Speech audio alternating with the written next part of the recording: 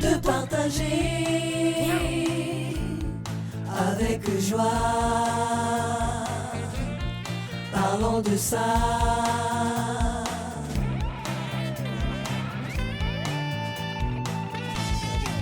Et bienvenue à tous. Caribou, Caribou, nous sommes là. Bienvenue en Swahili Caribou. Bienvenue à cette émission où nous allons parler aujourd'hui des racines et elles, ancrées en Christ, prêtes à déployer nos ailes. Donc voilà, c'est vraiment un sujet passionnant où comment nos racines en Christ peuvent nous aider à prendre notre envol et à nous adapter à un monde qui ne cesse d'échanger. Voilà les sujets que nous allons aborder aujourd'hui. Avant de commencer, je vais présenter mes invités. À ma gauche, l'évangéliste Dada. À l'extrême gauche, nous avons Pasteur Nathalie. Bonjour. Et bonjour. À ma droite, j'ai Fabienne. Bonjour Fabienne. Vous allez bien? Ça va bien. Ok, bienvenue à cette émission. Nous allons commencer notre première question à Pasteur Nathalie.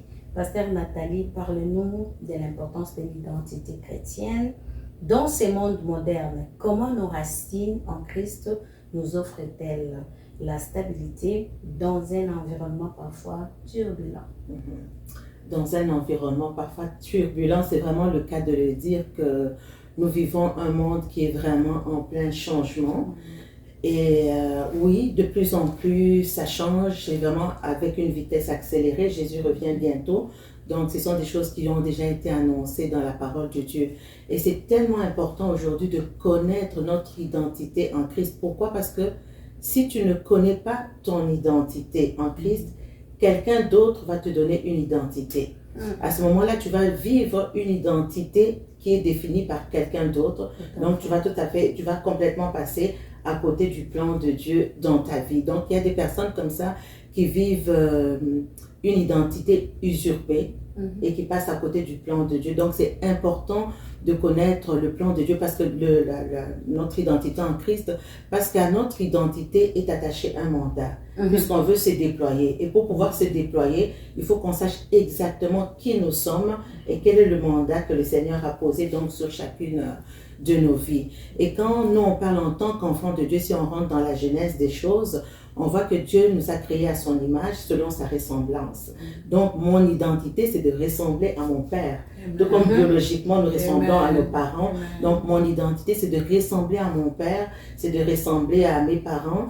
Et en Christ, c'est de ressembler à Christ, d'être vraiment à l'image de ce que Dieu, de la manière que Dieu nous a créés. Et il y a quelque chose que j'aime bien dire, je dis toujours que la Nathalie que Dieu a créée au ciel se manifeste sur la terre. Amen. Parce que sur la terre, nous sommes influencés par des choses autour de nous qui nous définissent. Et il y a justement plusieurs personnes qui ne connaissent pas leur identité. On parle de femmes aujourd'hui. Il y a plusieurs femmes qui se sont définies par ce que les autres ont dit d'elles, les jugements, la pression de la vie, de la société. Exactement. Mais nous ne sommes pas définis par rapport à ce que les autres disent de nous. Amen. Et même le regard que nous avons nous-mêmes de nous-mêmes peut être complètement faussé. Donc nous sommes définis vraiment par rapport à notre relation avec Dieu, par rapport à notre... Nous sommes enfants de Dieu, voilà, tout simplement. Nous sommes enfants de Dieu, donc c'est ça qui nous définit dans le projet de Dieu. Maintenant, c'est cette identité-là qui va nous rendre stables. Si je puis m'arrêter là, et connaissant cette identité-là, c'est ça qui va nous permettre de nous déployer pour vraiment accomplir le mandat de Dieu. Si je puis rajouter quelque chose, parfois on parle d'identité par rapport au monde séculier. On peut revenir même dans l'église, voir qu'il y a des gens qui sont dans l'église, mais qui ne connaissent pas leur identité. Tout à fait. Je peux m'arrêter peut-être oui, là. d'accord. On va y aller avec évangéliste Dada. Comment ces racines nous aident-elles à rester fermes et fidèles à notre foi, même face à des défis extrêmes? Merci beaucoup. Pasteur Nathalie vient de parler d'identité.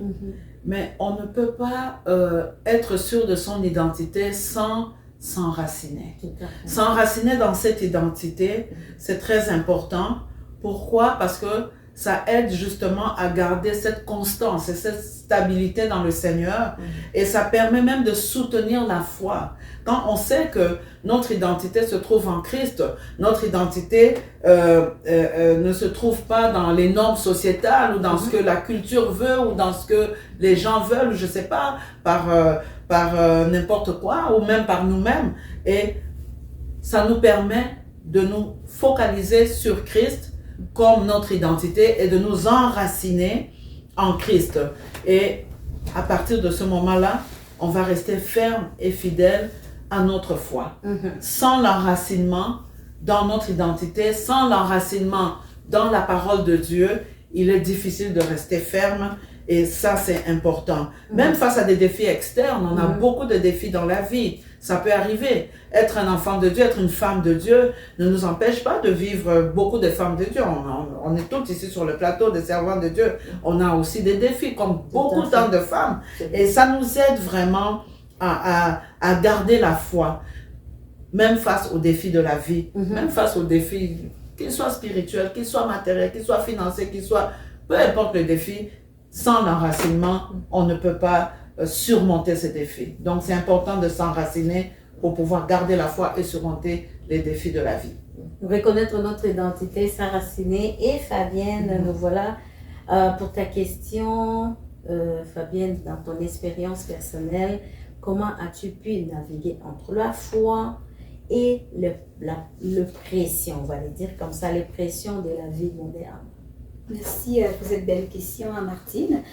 Pour aller dans la même lignée que mes sœurs ici présentes, lorsqu'on parle d'enracinement, il faut toujours voir une première expérience. Une première expérience est une semence, c'est comme une graine. Donc, aussitôt qu'on a cette première expérience, il n'y a rien qui peut démentir cette expérience. La science, les autres, peu importe, la pression sociale. Moi, j'ai eu ma première expérience avec le Seigneur dans la détresse. Donc, chaque opportunité, chaque problème, c'est une source d'enracinement. Donc, on décide, on a une graine avec nous, on décide de qu'est-ce qu'on fait avec. Moi, quand je suis venue au Seigneur pour la première fois, j'avais des problèmes jusque-là dans ma vie. Détresse, angoisse, inquiétude, manque d'identité personnelle, manque d'estime de soi. Et j'ai pris tout ce lot de manque d'estime de soi, de confiance en soi. On peut bien faire plein de choses dans notre vie, mais à l'intérieur, on n'a pas cette identité, on n'est pas enraciné. Et lorsqu'on m'a présenté Jésus, pour moi, c'est comme si j'avais pas le choix. J'avais tellement besoin de m'enraciner quelque part pour ne pas divaguer, pour ne pas me laisser prendre par les vents et marées. Alors, j'ai pris ma graine de dépression, ma graine d'oppression, ma graine de manque d'estime et je l'ai plantée en Christ. Et quand le fait d'avoir planté cette première semence, quand les pressions de la vie vont venir, le cerveau va toujours nous ramener à notre semence, la première expérience. Et c'est ça qui va vraiment nous enraciner et nous fortifier, nous forger notre identité. Peut-on dire, pour relancer un peu ce que dit Fabienne, peut-on dire que le problème de la vie, c'est une belle occasion pour nous de nous enraciner dans le Seigneur? Tout à fait. Absolument. C'est un témoignage. On voit encore l'histoire de David. Le témoignage passé, le vécu, l'expérience passée l'a renforcé dans la mission future. Par exemple, il a eu à renverser Goliath. Donc oui, l'expérience du passé. D'ailleurs, il y a un verset dans la Bible, je pense dans la Galate, qui dit « Cette expérience ne vous aura-t-elle servi à rien ?» Ça, c'est une question qu'on doit continuellement se poser. Tout ce que nous vivons, c'est une expérience qui doit nous fortifier. Bon, il peut arriver que des gens qui n'ont pas bien compris l'expérience, au lieu de les bâtir, l'expérience les ramène vers le bas. Donc, à ce moment-là, il y a des ressources pour aider ces personnes-là. Oui, toute expérience devrait nous bâtir. Amen. Oui, renchérir sur ce que Pasteur Nathalie, c'est tellement important de quand tout semble noir, de se rappeler des expériences passées. Parce que cette expérience-là va nous fortifier. Parce que le cerveau, lorsque notre système nerveux, il est en déséquilibre, il suffit de lui rappeler quelque chose pour retrouver le calme et être capable de se positionner et se poser des questions. Parce que dans les difficultés, si on ne pose pas des questions, on va revivre. On va revivre cette expérience de façon qui ne sera pas bénéfique. Et c'est là qu'on rentre dans un cycle infernal. Oui, Pasteur Nathalie, toi qui es si impliquée dans la vie de femme chrétienne, quels conseils pratiques-tu dans tes échanges pour renforcer l'identité chrétienne? Quand on est en relation avec certaines femmes, très souvent les femmes vont aller se définir par rapport à leurs échecs. Et très souvent elles vont avoir un mauvais regard sur elles-mêmes. C'est à cause de moi, c'est à cause de moi. Mais il faut tout le temps reconnecter la femme à son identité. Qui est-elle en Christ? Et il faut que la femme comprenne que son identité n'est pas définie à cause de ses imperfections. Non, mais c'est défini en Christ. Chacun de nous pouvons commettre des erreurs, pouvons avoir des mauvais pas, mais ce n'est pas ça qui nous définit. Donc chaque femme déjà devrait être capable de se pardonner à elle-même et de se donner l'opportunité de pouvoir de repartir. Donc il faut se reconnecter au travers. Nous tous ici, moi je lis la parole de Dieu là, je regarde, je vois des femmes de toutes sortes, des femmes de toutes conditions, et je vois que oui, ma vie peut être semblable à certaines femmes, mais je vois chaque fois que c'est que Christ dit par rapport à ces femmes-là. Donc Dieu ne me regarde pas selon mes imperfections, donc il faut que chaque femme comprenne que ce n'est pas par rapport même à mes accomplissements. Je ne suis même pas définie par rapport à mes accomplissements, mais par rapport à ce que Christ dit de moi. Donc c'est de reconnecter chaque fois et de se rappeler chaque fois qui je suis en Christ. Et comment le faire? Dans la parole de Dieu. Moi je trouve que c'est le meilleur endroit pour reconnecter, savoir qui je suis, parce qu'il y a cette parole qui dit, plus je le contemple, plus je suis transformée à son image. Plus je le contemple, plus je me découvre moi-même en Christ. Tel il est, tel je suis. Donc c'est vraiment de reconnecter dans la parole de Dieu. C'est vraiment de voir toutes ces femmes. On parle de déployer ici, de se déployer. Il y a une mission qui est attachée à chaque individu, à chaque femme. Mais en plongeant mon regard dans la parole de Dieu, je prends toujours à la jeunesse des choses. Je vois que Dieu donne un mandat à l'homme et à la femme. Il leur dit, vous êtes bénis, allez-y, soyez productifs, reproduisez, multipliez, tout ça. Alors, je comprends que Dieu ne m'appelle pas seulement à être à son image, mais il me dit exactement qu'est-ce que je dois faire. Donc, je ne suis pas définie par l'extérieur, mais j'ai une mission, j'ai un mandat. Et pour celles qui se sentent rejetées ou bien qui se sentent inutiles, Dieu nous parle clairement dans sa parole en disant sois productive, multiplie-toi. Donc je ne peux pas ressentir le rejet ou me sentir moindrement abandonnée ou délaissée. Et c'est ce qui se passe quand je laisse quelqu'un d'autre me définir. Donc je dois être définie par ce que dit la parole de Dieu et tout simplement entrer dans la fonction dans laquelle le Seigneur m'attend. Découvrir sa mission. Découvrir sa mission, ça renforce aussi cette identité-là. Donc c'est tout le temps reconnecté avec Dieu, avec sa parole. Ça va nous enraciner dans notre identité. Oui, Fabienne, tu es modèle de leadership dans les différents domaines de la vie. Comment puis-je concilier ma foi avec un rôle de leader, notamment quand les valeurs chrétiennes sont mises en épreuve? Wow, c'est une question piège. C'est une très belle question. C'est souvent cette question, lorsqu'on parle qu'on peut vivre, notre foi chrétienne peut être ébranlée. Notre foi chrétienne est ébranlée dans ma tête. Je suis très visuelle. C'est comme si ma foi chrétienne était une chose et ma vie personnelle est une chose et ma vie au travail est une chose. Non. Mon identité est une personne et cette identité, je la promène partout où je suis. Donc, pour ma part, je ne vois pas comment elle peut être ébranlée si moi, à moins que je suis 3 personnes. Mhm. Mais si je suis une personne avec des valeurs, parce que partout, il faut défendre ces valeurs. Mhm.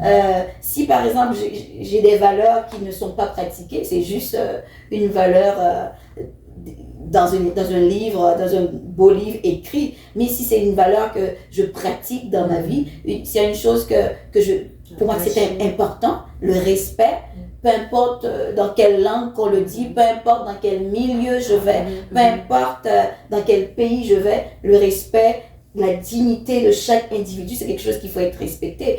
Le respect, chaque personne est digne d'être aimée, d'être respectée, d'être valorisée. Pour moi, il faut définir vraiment qu'est-ce qui fait cette valeur-là. Donc, ça veut dire que partout où je suis, je traîne le respect avec moi. Donc, j'ai pas à la défendre. J'ai pas à...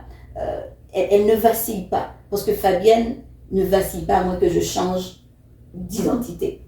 Mais quand cette identité je décide de lui donner une direction, je suis enfant de Dieu, j'ai telle valeur, l'amour c'est ma valeur, donc je défends cette valeur, donc C'est vraiment attaché à toi. Donc, exactement. dans tout ce que- Et pour ma part, exactement. Sinon comme on parle une forme d'hypocrisie, on porte un masque. Quand je suis à la maison, je suis quelqu'un. Quand je suis un exemple, dans mon assemblée, je suis une personne. Ouais. Mais quand je suis au travail, je suis une autre personne. Ça, c'est une façon extrême pour vivre dans l'anxiété. Parce qu'à chaque fois, je dois paraître quelqu'un que je ne suis pas. Que tu n'es pas, ouais. C'est Donc quand on a fatigant. c'est fatigant, C'est épuisant. c'est épuisant. Ça nous prend plus de force, d'énergie pour gérer tout ça. Mais quand je décide d'être moi-même, tel C'est que je naturel, suis, ouais. c'est naturel, elle va bien tel que je suis. On est tout à fait d'accord, l'évangéliste Doda. Oui. Toi qui as vu des leaderships féminins en action dans plusieurs sphères, quel message donnerais-tu à celles qui veulent prendre leur envol en tant que leader? Merci beaucoup. Le message que je donnerais à toutes les femmes qui veulent prendre leur envol en tant que leader, c'est, on a déjà parlé de connaître son identité, de s'enraciner, de savoir ce qu'on est, de savoir que on est on n'est pas on n'est pas divisible en plusieurs identités. C'est nous, partout où on nous amène, nous, dans notre identité, avec le Seigneur. Et c'est important de savoir que chaque femme a une mission, chaque femme a une destinée dans le Seigneur. Et dans cette destinée, dans cette mission, c'est important de regarder vers l'avant, de regarder vers ce que le Seigneur a prévu, de regarder vers ce dans quoi le Seigneur vous appelle, ce dans quoi le Seigneur nous appelle, parce que c'est ça qui est très important. Et le Seigneur, s'il vous appelle dans le leadership, c'est bien, gloire au Seigneur. On exerce le leadership dans plusieurs sphères de notre vie. On a le leadership avec nos enfants, on a le leadership au travail, on a le leadership un peu partout. Dans l'église, on peut avoir un leadership. Donc, mais de l'exercer avec la bonne identité qui est en Christ et de l'exercer aussi dans l'enracinement dans le Seigneur. Parce que si ça ne se fait pas avec tous ces éléments-là, on risque d'exercer un leadership qui va être plus revendicateur. Dans le sens, moi je suis une femme, puis il faut qu'on m'écoute, et puis les femmes, on les écoute pas. Le leadership féminin, ce n'est pas de la revendication. Dans le Seigneur, c'est pas la revendication. C'est de prendre sa place, parce qu'il faut prendre sa place, mais en sachant que son identité, c'est dans le Seigneur. Et aussi de bien communiquer. Vous avez un appel, vous avez quelque chose que Dieu a mis en vous, vous avez un travail à faire, vous avez de l'entrepreneuriat à faire, vous êtes dans une église, parlez avec votre pasteur. Communiquez, dites pasteur, j'ai mon appel, j'ai tel appel, j'ai besoin de vous, j'ai besoin de soutien, accompagnez-moi, ça se fait. Donc, on ne veut pas avoir cette étiquette de femmes rebelles, qu'on est des rebelles, qu'on fait des choses un peu comme on veut. Oui, on a le droit, on a le choix, mais s'enraciner dans le Seigneur et connaître son identité dans le Seigneur, c'est vraiment être stable pour exercer un bon leadership et déployer ses ailes et prendre de l'envol. Est-ce qu'on peut dire, avant d'en arriver à l'enracinement et l'identité chrétienne, je pense qu'il faut commencer par le commencement, donc recevoir le Seigneur. C'est pour ça qu'on a parlé ici de s'identifier à l'image de Dieu. Donc, ceux qui ne connaissent pas le Seigneur ne peuvent pas s'identifier à Christ. Hier ou avant-hier, j'étais dans un magasin et puis là, je parlais de Jésus à quelqu'un. La personne m'a dit, lui, il s'identifie à rien du tout. Donc, il y a des gens qui s'identifient à un âne, à un arbre, je ne sais pas, mais le commencement, c'est de s'identifier à Christ. Donc, pour s'identifier à lui, ça nous prend de le reconnaître dans notre vie. Ça, c'est le début de toute chose quand on parle de cet enracinement. En tout cas, on va aller dans des cas pratiques. Lors d'une réunion, Pasteur Nathalie, et vous êtes en réunion, quelqu'un propose une idée qui va à l'encontre de vos valeurs chrétiennes. Et si on trichait un peu pour que tout le monde soit content, vous êtes à 2 doigts de répondre. Mais comment réagissez-vous, Pasteur Nathalie? Tout en restant fidèle à vos principes. Ah oui, ça c'est important, tout en restant fidèle à nos principes. Je pense que la base de toute relation, qu'elle soit une relation de travail, une relation amicale, une relation conjugale, peu importe, c'est très important de clarifier d'abord ses convictions et que chacun connaisse les principes de chacun. Il y en a qui vont quand même s'essayer et s'oser. Malgré qu'ils connaissent les principes, ils vont quand même s'essayer. Il y a une chose, un principe que je me dis, c'est que toute action que tu vas poser, on prend dans ce cas la tricherie. Il faut savoir que ceux avec qui tu as pactisé dans la tricherie ou dans une quelconque affaire deviendront tes témoins, témoigneront contre toi. Tout à fait. Ça, c'est très important de le savoir. Mais déjà, d'établir que la relation est une relation où tu as la conviction de tes principes. Comment est-ce que je répondrais? Je pourrais peut-être, toujours avec respect, tu parlais de respect, il y a moyen de répondre avec respect. Il y a moyen de répondre, de dire la vérité, mais il faut savoir choisir ses paroles avec sagesse. Ce que je pourrais dire tout simplement, c'est que est-ce qu'il n'y a pas une autre façon de faire qui pourrait nous garder dans notre intégrité? Par exemple. Mais là, je vais ramener la personne au principe éthique. Parce que je refuse d'embarquer, mais je lui dis quand même, je lui donne un message pour dire est-ce qu'il y a-t-il une autre solution qui va nous maintenir dans l'intégrité, par exemple? On continue avec des cas pratiques. L'évangéliste Dada, vous êtes invité à un événement social où on attend de vous le rôle de leadership. La soirée est animée, les discussions vont dans tous les sens. Il y a un moment où vous devez prendre la parole.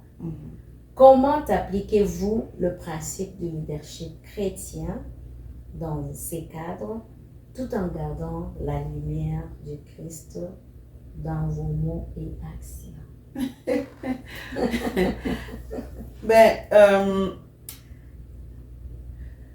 Dans ce genre de situation où on est dans une soirée, tout le monde parle, on va dire c'est le vacarme, un peu, tout le monde s'exprime, tout le monde parle, et on arrive, on doit prendre la parole, on attend de nous, comme femmes, un rôle de leader dans cette soirée-là. Mais qu'est-ce qu'il faut faire pour exprimer ce leadership chrétien dans ce contexte-là? On ne va pas arriver et commencer à gronder les gens comme si c'était je sais pas, des moins que rien.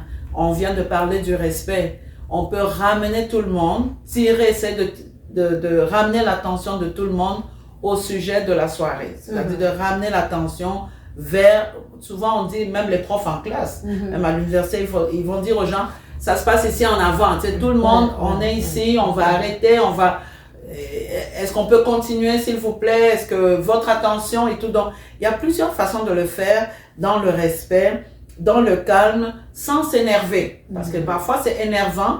Et aussi d'aller, de faire attention à certains traits du passé. Parce qu'il y a des gens qui dans leur passé, ne se sont pas sentis écoutés. Mhm. Et quand arrive le moment d'exercer un leadership dans un contexte comme ça, ces gens vont avoir tendance à vouloir imposer. Mhm. C'est moi qui parle, écoutez-moi. Non, c'est pas ça. On est des enfants de Dieu, on est des femmes de Dieu, on est des chrétiennes. Donc, c'est d'arriver, de ramener l'attention des participants, des gens qui sont là, d'abord sur le sujet.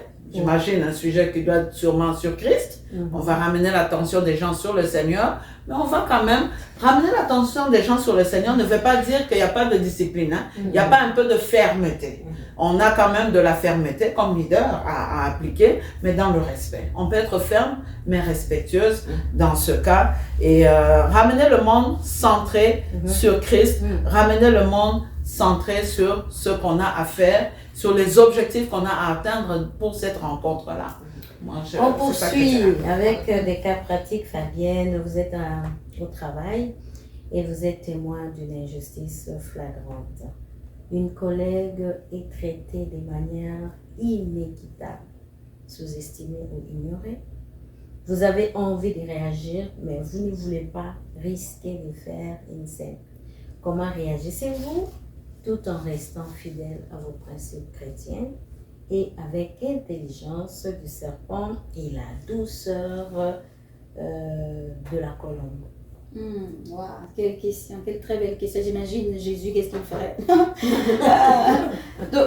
Dans ces genres de situations, souvent, il faut toujours se ramener, quand il y a des tensions, ne serait-ce avec des adultes, des enfants, il faut toujours se ramener à soi, dans notre capacité nous-mêmes à gérer notre propre colère et à gérer, à supporter la colère des autres. Vraiment, c'est vraiment se recentrer à soi.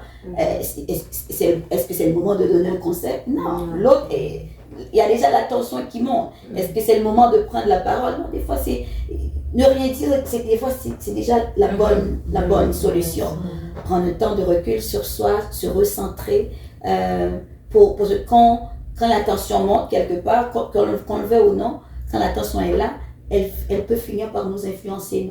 Déjà, pour prendre un petit peu de bouffée d'air pour respirer pour soi, se recentrer le système nerveux. Il faut toujours reprendre le contrôle. Il faut commencer par soi pour prendre le contrôle sur ce système nerveux, sur tout ce qui se dit. Et quand nous, on sent, OK, toutes nos tensions, l'adrénaline, nos tensions est bien partie, elle se relâcher. Là, il y a quelque chose de plus, on est plus apte à bien communiquer, à trouver les bons mots. C'est parce que lorsqu'on est en communauté, nos mots qui ne nous blessent pas peuvent blesser les autres. Donc, il faut faire attention aux autres, avoir cette douceur, la douceur de la colombe et comment je pourrais dire, la prudence du serpent pour se retirer quand il faut. Parce que l'être humain, on a tous les mêmes traits. On a peut-être les traits sur un continuum de 1 à 10 différents, mais on a tous les mêmes traits.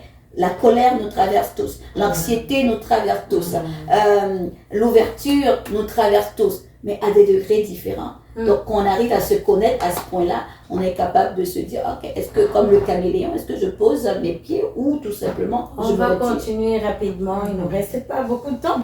Pasteur Nathalie, vous êtes dans une situation professionnelle où il vous est demandé de compromettre vos valeurs chrétiennes pour avancer. Par exemple, accepter des pratiques contraires à vos convictions. Comment gérez-vous ces dilemmes sans faire exploser la machine tout en restant fidèle à Dieu?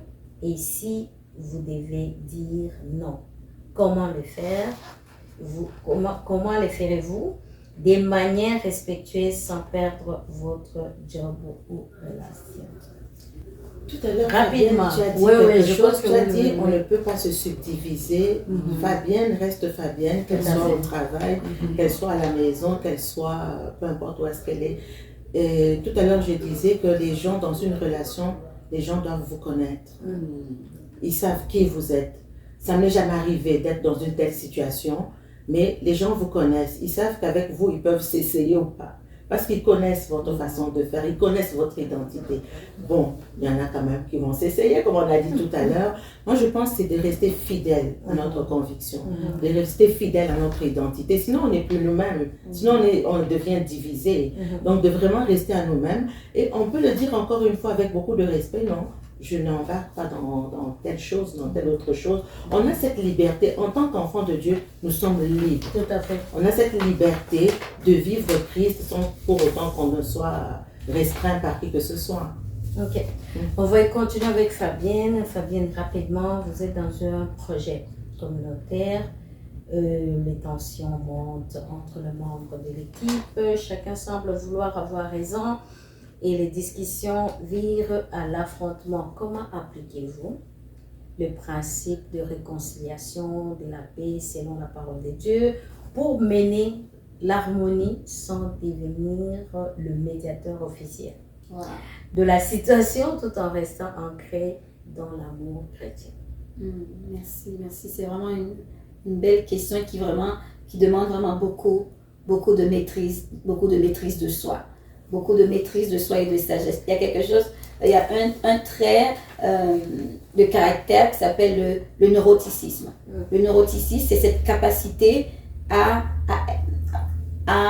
avoir des émotions négatives. Déjà, il faut comme individu, je le prône chaque personne. Ça devrait être enseigné dans les écoles, partout dans les églises. Les traits de caractère, c'est en nous, chacun de nous. Donc, quand on connaît notre trait de caractère, on sait quand aller, quand dire quelque chose, quand ne pas dire.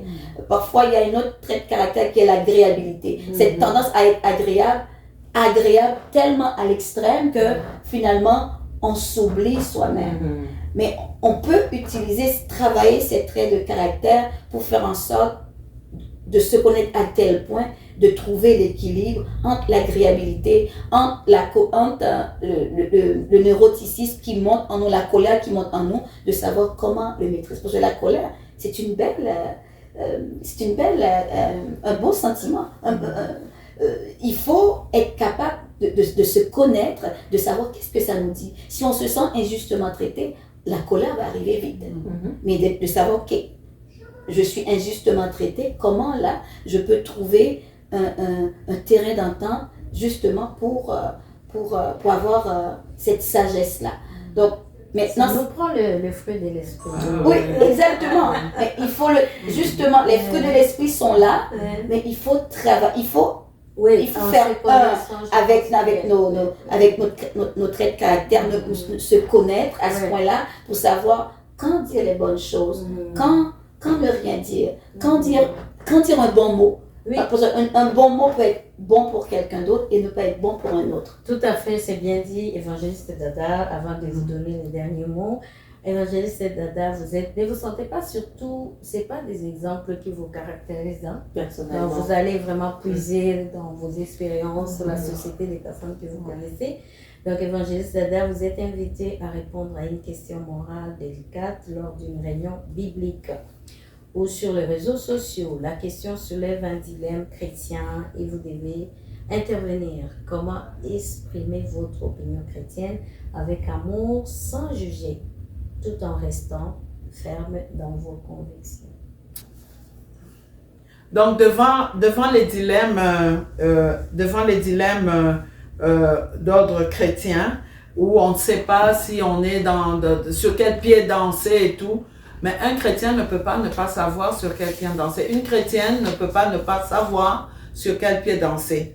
C'est important de rester ferme dans ses convictions, mais d'avoir du respect pour l'opinion des autres et d'essayer de comprendre ce que les autres veulent exprimer à travers ce qu'ils sont en train de dire. De ne pas sauter directement à des conclusions ou à des jugements parce qu'on se dit chrétienne, on se dit femme de Dieu ou peu importe, leader, sauter directement à des jugements et dire ben ça c'est juste comme ça, ou c'est un péché, ou ces gens-là sont des mauvaises vies, ou peu importe, je ne sais pas le sujet, il y a plein de sujets qui amènent assez à des dilemmes comme ça. Et nous devons démontrer de l'amour, chère dame. Beaucoup d'amour et de compassion pour ces gens. Quand on se trouve devant des dilemmes, il faut essayer de comprendre qu'est-ce qu'il y a derrière ça. Qu'est-ce qui se passe? Qu'est-ce qu'on veut exprimer? Qu'est-ce qui est derrière ça qui est exprimé dans les réseaux sociaux ou dans les médias? Donc, essayez de comprendre et réagir avec beaucoup d'amour, réagir avec beaucoup de compréhension, réagir avec beaucoup d'attention, tout en gardant ses convictions sans démolir les autres. Hein, mesdames, sans démolir les autres. On est des chrétiennes, on n'est pas là pour démolir. Mais on peut comprendre, tout en restant ferme dans ses convictions, on essaie de savoir ce qui se passe et on aide les autres aussi à comprendre si jamais il y a une incompréhension. Tout se fait dans le respect, dans l'amour, dans la compassion, la compréhension des autres et une bonne réflexion en gardant ses racines et son identité en Christ. Nous voici déjà à la fin de cette émission. Rapidement, dans quelques secondes, tout un chacun de vous, dans tout ce que nous avons dit, donnez-moi un petit résumé. Qu'est-ce que vous avez retenu dans cette émission? Ou venant de vous, ou d'une autre, ou encore, allez-moi, comment on peut résumer l'émission? Allez-y. Mais moi, je peux dire que ce que j'ai retenu, ce que j'ai retenu aujourd'hui, c'est vraiment ce que Fabienne a dit sur le fait que ce rappel important que on n'est pas divisible en fait, on est la même personne avec la même identité qu'on doit avoir partout et si on commence à se multiplier, ça veut dire que on tend vers l'hypocrisie et c'est difficile de gérer c'est quasiment avoir des personnalités différentes et moi j'ai trouvé ça vraiment très très fort et pour bien s'enraciner en fait, on doit rester constant dans notre identité en Christ. Très bien. Il y a ce verset qui dit, pour ajouter juste ce que vous venez de dire, la Bible dit qu'un royaume divisé contre lui-même ne peut subsister. Donc, en tant que personne, je suis comme un royaume. Si je suis divisé en moi-même, je ne peux subsister. C'est vrai. Je ne peux subsister. C'est peut-être, je laisserai la parole à Fabienne tout à l'heure. Et je pourrais dire aujourd'hui aussi, avec tout ce qui a été dit aujourd'hui, nous sommes également des modèles pour d'autres personnes. Amen. Nos enfants, les filles qui nous regardent, on regarde dans la maison, les filles qui nous regardent, elles vont nous imiter. Maman faisait ça, maman cuisinait comme ceci, maman parlait comme ceci. Elles vont donc puiser dans notre image ce qu'elles vont devenir plus tard. Mais aujourd'hui, de nous rappeler que nous, aujourd'hui, en tant qu'enfants de Dieu, nous puissons dans le Christ. Christ, nous sommes à l'image de Christ. Et la Bible dit, tout ce que vous faites, faites-le pour la gloire de Dieu. Donc, dans tout ce que nous allons faire, étant enracinés en Christ, nous allons tout faire pour glorifier le Seigneur. Amen. Moi, je dirais tout simplement à toutes les femmes extraordinaires, enracinez-vous en Christ afin de vous, comment je pourrais dire, que votre identité soit consolidée. Enracinez-vous. Donc, on s'enracine comment plus clairement dans la vie? C'est vos problèmes, vos détresses, vos émotions, qu'elles soient en train de s'exploser. Enracinez-les, plantez-les comme graines dans votre relation avec le Seigneur et vous allez voir, vous allez exploser, vous allez irradier. Oui. Juste quelques secondes. Oui, s'enraciner en Christ, s'enraciner dans son identité en Christ.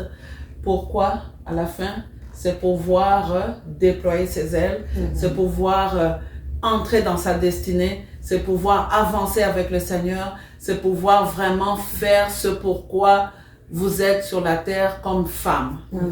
Martine, si tu permets, allez-y. Aujourd'hui, il y en a qui nous regardent, qui ne sont pas en Christ.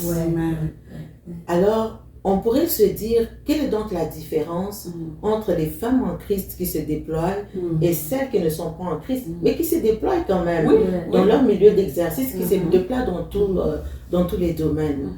Aujourd'hui, je pourrais adresser ce message, c'est qu'aujourd'hui, en tant qu'enfant de Dieu, nous avons une mission en tant qu'enfants de Dieu. Oui, nous avons une mission et cette mission nous ramène vers l'éternité. C'est ça toute la différence. C'est l'éternité. On peut faire aujourd'hui un appel au salut à tous celles qui nous regardent aujourd'hui et de dire oui, on peut s'épanouir sur la terre, mais nous avons une destinée plus grande que la terre. Notre destinée, c'est le ciel. Donc, notre visée ici, c'est le ciel. Et s'il y en a qui nous écoutent aujourd'hui, qui n'ont pas encore reçu Jésus dans leur vie comme Seigneur et Sauveur, c'est un appel aujourd'hui. Un appel à embrasser, n'est-ce pas, Christ, et un appel à déployer nos ailes pour l'éternité. Je pense qu'à la fin, je vais juste lire Colossiens 2, 6 à 7 qui nous dit: ainsi donc, comme vous avez reçu le Seigneur Jésus-Christ, marchez en lui étant enracinés et fondés en lui et affermis par la foi d'après les instructions qui vous ont été données. Amen. Est-ce qu'on peut faire appel à une dame qui ne connaît pas le Seigneur? C'est bien beau d'écouter tout ça. Pasteur Nathalie l'a dit, Notre finalité, c'est l'éternité. Amen. Vous pouvez accomplir tout ce que vous pouvez accomplir sur la terre. Si vous n'avez pas Jésus-Christ, c'est vraiment difficile parce que vous n'allez pas jouir de votre couronne. Donc, ça va vous passer à côté. On aimerait se joindre, nous quatre ici, pour inviter, je ne sais pas, l'évangéliste va inviter les personnes qui ne connaissent pas encore le Seigneur. Peut-être, comme l'a dit aussi Fabienne, ils ont des problèmes de la colère, ils ont des problèmes de gestion, de stress, ils ont des problèmes multiples, mais parfois qui les empêchent d'accomplir. C'est pourquoi ils ont été créés sur cette terre. Je vais vous laisser faire l'appel. L'évangéliste Dada. Oui, nous voulons ici faire appel à toutes ces femmes qui sont là et qui se posent encore des questions, qui ne savent vous donner de la tête, qui pensent même avoir perdu leur identité ou qui ne savent même pas quelle est leur identité. Nous faisons appel à vous ce soir. Pourquoi? Parce que nous savons et nous croyons que le Seigneur, le Christ, en qui nous avons cru ici sur ce plateau, en qui nous sommes enracinés dans la foi, est capable aussi de vous aider, est capable de vous donner cette main pour que vous puissiez retrouver cette identité en lui, pour que vous puissiez retrouver cet enracinement en lui, afin de vous déployer, pas n'importe comment, mais en lui. Alors, pasteur, nous allons prier. Nous allons prier pour toutes ces personnes, pour toutes ces femmes, et pour que le Seigneur puisse les attirer vers lui. Amen. Éternellement, Dieu mon roi, nous te disons merci pour cette belle soirée, Seigneur.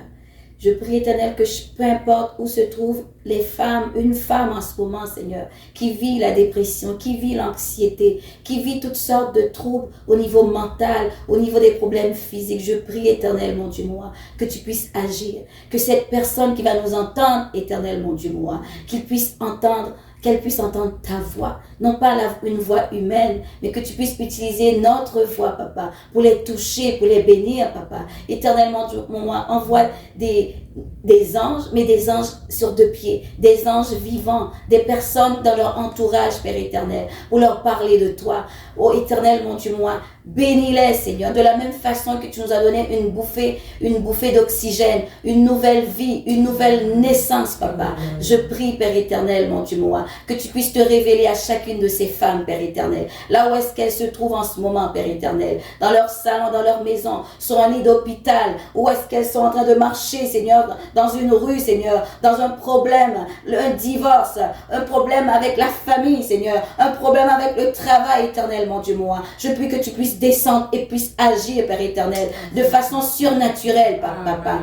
Oh éternel, mon Dieu, moi, tu es capable. Tu l'as fait pour moi, tu l'as fait pour Martine, tu l'as fait pour Dada, tu l'as fait pour Pasteur Nathalie. Tu es capable de le faire parce que tu connais chacune de ces femmes, Père éternel, qui vont déployer leurs ailes, Père éternel. Tout comme nous, Seigneur, tu as répondu à nos prières, Père éternel. Ces prières inaudibles, ces prières, Seigneur, qui n'ont pas de mots, Père éternel, mais que tu entends le cri de leur cœur. Tu entends leur détresse, Papa. Descends et agis, Père éternel, afin que elle, Seigneur, qu'elle puisse entendre ta voix et qu'elle puisse dire oui à toi, Père éternel, qu'elle puisse se reconnaître en toi, Seigneur, comme toi tu l'as fait pour nous, Papa. Nous te disons merci d'avance, Seigneur.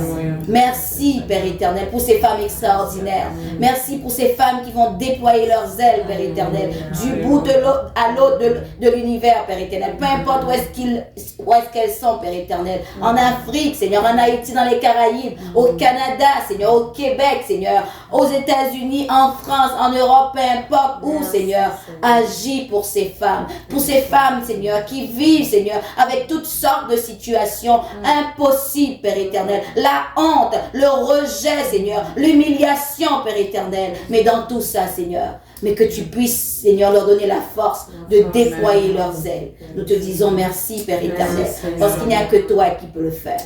Dans le nom de Jésus que nous avons prié. Amen. Amen.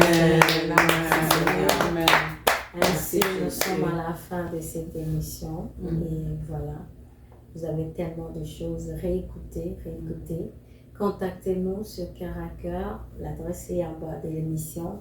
Pourquoi pas faire un don parce que c'est une émission, une plateforme qui fonctionne comme ça. On n'a pas des fonds. On n'est pas subventionné. Si vous êtes béni au travers de ces émissions, pourquoi pas contribuer ou s'aimer dans cette émission. Voilà, c'est la fin de cette émission. Soyez bénis et au revoir. Caribou, caribou, mais là on se quitte. On dit au revoir. Caribou, Caribou. Au revoir.